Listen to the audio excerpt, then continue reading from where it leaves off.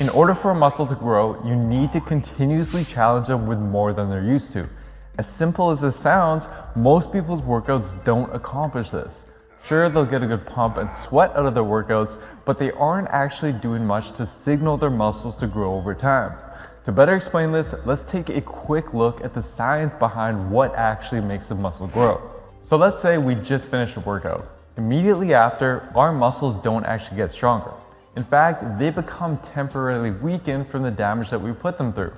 It's not until after a few days of proper recovery that they adapt to the damage we put them through and will come back bigger and stronger than they were before in order to be better prepared for the next workout we put them through. However, no matter how good of a pump you get or how much you sweat, if that next session isn't providing your muscles more of a challenge than the previous session did, then the muscle will have no reason to grow and will simply maintain its current size and strength, or in some cases, even start to become smaller and weaker. For consistent gains over time, your workouts need to be designed such that they literally force your muscles to grow every single session. Today, we're going to cover the 5 ways to do just that. Increasing the amount of weight lifted is a method that most people rely on. To apply it, it's quite straightforward. Let's say you can currently bench press 100 pounds for 8 reps. Next week, you might try to increase the load and do 110 pounds for 8 reps, which would create a new stimulus for your muscles to have to adapt to and grow from. Now, if you're a beginner, then this method of progressive overload will be your bread and butter to help you make gains quickly. You'll likely be able to add 5 to 10 pounds to the bar every single week, especially on your main lifts like the bench press, the squat, and the deadlift. However, if you take our previous example of bench pressing 100 pounds in week 1 and adding 10 pounds of weight every week, at the end of the year, theoretically, you should be benching 620 pounds. As cool as that would be, neither myself nor Alex is anywhere close to that. This is where people get stuck. They rely on only adding more weight as their method of challenging their muscles to grow and eventually get stuck in a plateau. To break through this, we have to get more creative with how we continue challenging our muscles. This is where our next point comes in handy.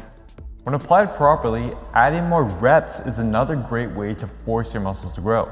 The way this works can be illustrated with a very simple math equation. If I can bench press 100 pounds for 10 reps one week, I can multiply those numbers together and calculate that I've lifted 1,000 pounds total across that set. If next week I go to the gym and lift that same weight but for 11 reps, I will have lifted 1,100 pounds across that same set. This means that by just adding 1 rep to my set, I've technically lifted 100 pounds more than last week, which, just like adding more weight does, would create a new stimulus for your muscles to grow. But how high in reps can you go while using the same weight?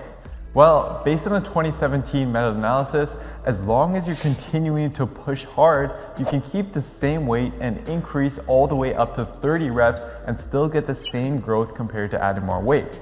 This is extremely helpful if you only have limited equipment or a nagging injury and can't increase the weight on your lifts even if you wanted to. However, for those who do have access to more weights, what we found to be most effective and teach in our Built with Science programs is something called double progression. This is a system that utilizes both reps and weight to ensure that week by week you're forcing your muscles to grow.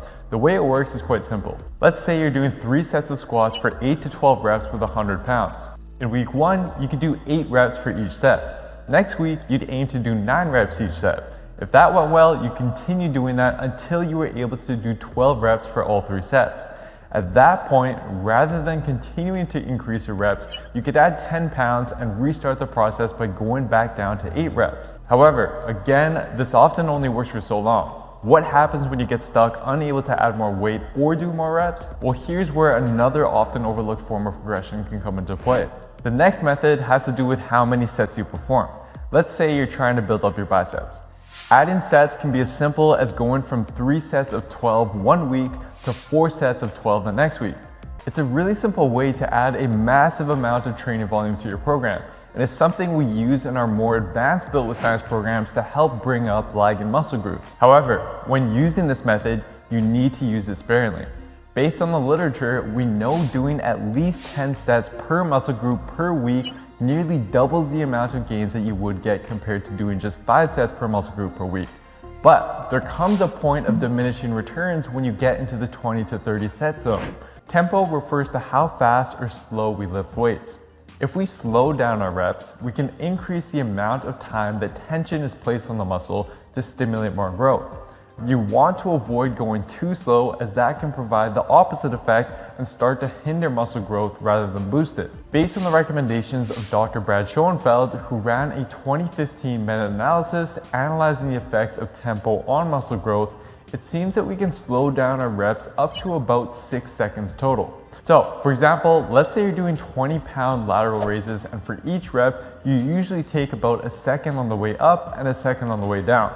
Rather than doing more weight, reps, or sets to stimulate growth, you could instead just slow down your reps by 1 second every week.